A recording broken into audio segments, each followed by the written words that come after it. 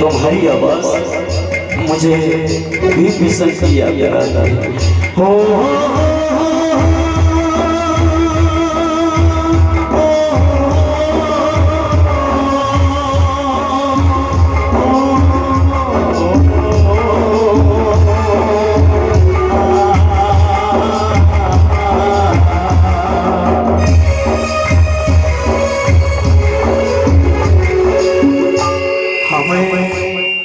हमें तो अपनों ने लूटा, अरे हमें तो अपनों ने लूटा, गैरों में कहाँ दम था। हमें तो अपनों ने लूटा, गैरों में कहाँ दम था। और जो दूसरी लाइन मेरी आपके दिलों तक पहुंचे तो जोरदार ताली बजाना कि हमें तो अपनों ने लूटा और गैरों में कहाँ दम था। और संविधान को मेरे बाप ने लिखा, इन बर्बादियों में कहाँ दम था।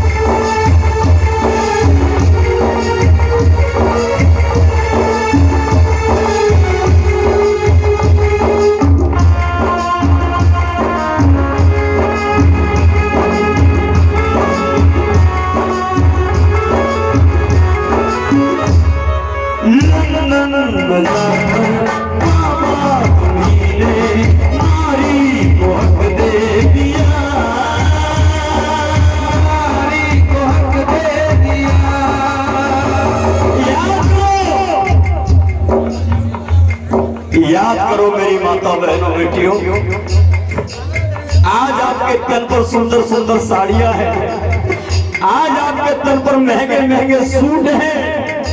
आज मेरी बहन बेटियां कोट पहनने टाइम में नजर आती है।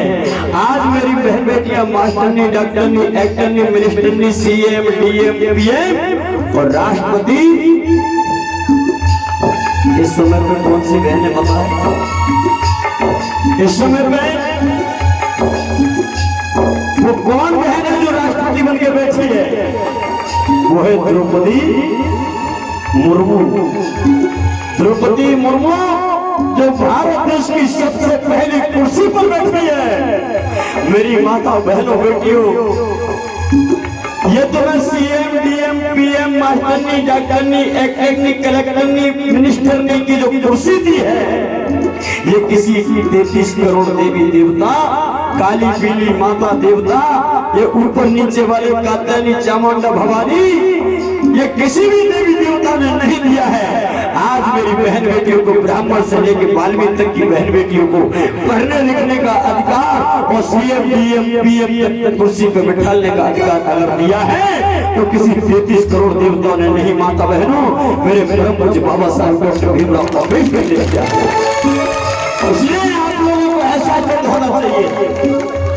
इसलिए आप लोगों को बाबा साहब अम्बेडकर का एहसास होना चाहिए। आप लोगों को सुबह शाम मेरे बाबा साहब अम्बेडकर को याद करना चाहिए। आप लोगों को परम पूज्य बाबा साहब अम्बेडकर के इतिहास को जानना चाहिए। आप लोगों को शुक्रगुजार होना चाहिए कि आज हमारी जो दिशा, आज हमारी जो दिशा और दशा समझना दिशा और दशा, ये दोनों में बहुत अंतर है। मेरी बहन बेटियों, सर्व समाज की बहन बेटियों को कह देना चाहता हूँ कि आज आपकी दिशा और दशा ये दोनों अगर किसी ने सुधारी है तो किसी और ने नहीं। माता बहनों बेटियों, ये हमारे परम पूज्य बाबा साहब डॉक्टर भीमराव अम्बेडकर ने सुधारा।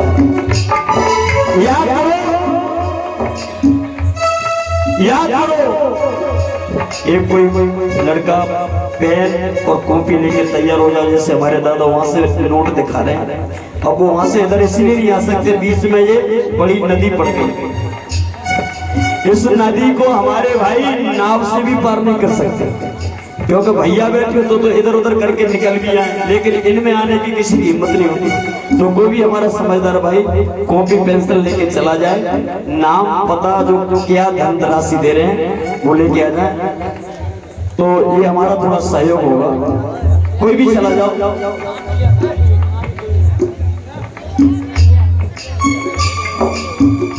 ये बच्चा समझदार, मैंने कहा समझदार, यही समझदार दिखा। अब हम लोग ये सोचे, देखना कितनी छोटी सी बात है, अब हम लोग ये सोचे कि हमारे समाज का भला हो जाएगा, तो सिर्फ सपने देखते रहो, हमारे समाज का कल्याण इसलिए नहीं होगा कि ये छोटी सी जिम्मेदारी जब हमारा कोई बेटा नहीं संभाल पाया, तो बड़ी समाज की जिम्मेदारी जो लड़के क्या संभाल पाएंगे, ये मेरी समझ में नहीं आई। इनको अगर कोई बड़ी समाज की जिम्मेदारी दे दी जाए तो किनारा काट के चले जाएंगे, नहीं ये कोई और करेगा, ये कोई और करेगा, ये कोई और करेगा, ये कोई और करेगा, ये कोई और करेगा, और करते करते ये जिम्मेदारी सबसे पीछे चले जाएगी, इसे कोई नहीं संभाल पाएगा। लेकिन मैं धन्यवाद देता हूँ छोटे से बच्चे को, मैं इस बच्चे को खड़ा हो जाओ, इसको धन्यवाद देता हूँ। इस बच्चे ने एक कॉपी और पेंसिल ला करके दी है, और कॉपी पेंसिल की जिम्मेदारी हमारे भाई अरविंद करसना से है, इन्होंने संभाली। एक बार जोरदार ताली इनके लिए बजा दीजिए। एक भैया है, एक भैया है, इन भी बैठे हैं, मैं उनकी तरफ ना तो देखूंगा और ना उनकी तरफ इशारा करूंगा। एक भैया ने उनसे कहा कि जाओ तुम चले जाओ, तो उस भैया ने कह दिया कि नहीं मैं नहीं जा पाऊंगा, कॉपी पेंसिल में लिख नहीं पाऊंगा। पता नहीं कितनी बहुत उसमें मेहनत लगती। ये पहला पुरस्कार तुम्हारे लिए, जाओ बैठ बैठ बैठ। क्या नाम है तुम्हारा? अब मैं तुम्हें पूरी रात नहीं छोड़ूंगा। क्या नाम है? मयंक। पिताजी को नाम? सगन को एक जैसा ही नाम है। तुम्हारा नाम मयंक को, पिताजी को महेश, और मम्मी को रेखा। जी नाम है? चक्कर कुछ दूसरा हो जाके आधे दांत नाई ऊपर वाले, सो हवाएं ऐसे निकल जाती कि पता ही नहीं चलता। कोई बात नहीं बेटा, बैठो। इस बच्चे ने बहुत अच्छा काम किया।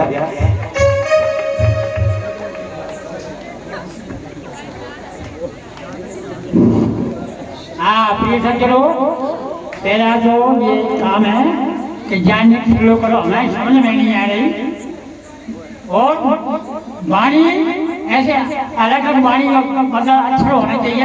अलग अलग करके तो हमारी समझ में कुछ आएगी। अब जनता कहते नहीं, क्या शुरू करो बातें हो, और मतलब समझ में आ, और कुछ नहीं है, और ज़्यादा नहीं करते।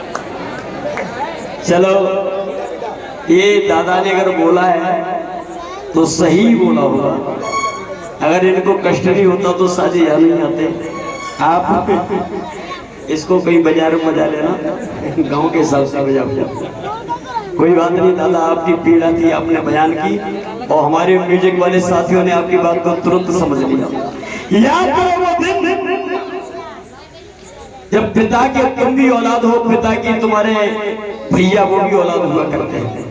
लेकिन बहुत बड़ी बात बता रहा हूं, क्योंकि जब तक आपको इतिहास नहीं बताया जाएगा तब तक आप बाबा साहब अम्बेडकर की तरफ ध्यान नहीं दोगे।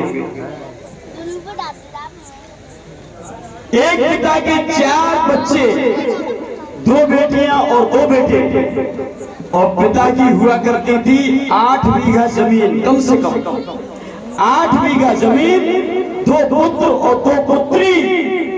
तो बराबर हिस्सा करेंगे, पिता के जाने के बाद बराबर हिस्सा करेंगे तो कितना कितना बीघा जाएगा? चारों के लिए कितना कितना बीघा जाएगा? बोलो भैया। 8 बीघा जमीन 4 जगह बराबर बांट दो तो कितनी कितनी जाएगी? 2 बीघा जाएगी। तो 2 बीघा हमारी बहनों को भी मिलना चाहिए, 2 बीघा एक बहन को मिलना चाहिए, 2 बीघा एक बहन को मिलना चाहिए, और 2 बीघा दोनों भाइयों को। यही तो नियम है। लेकिन ऐसा नहीं होता था मेरी माता बहन बेटियों। वो 8 बीघा जमीन पिता के मरने के बाद दोनों भाइयों के नाम हो जाती थी, तुम्हारे नाम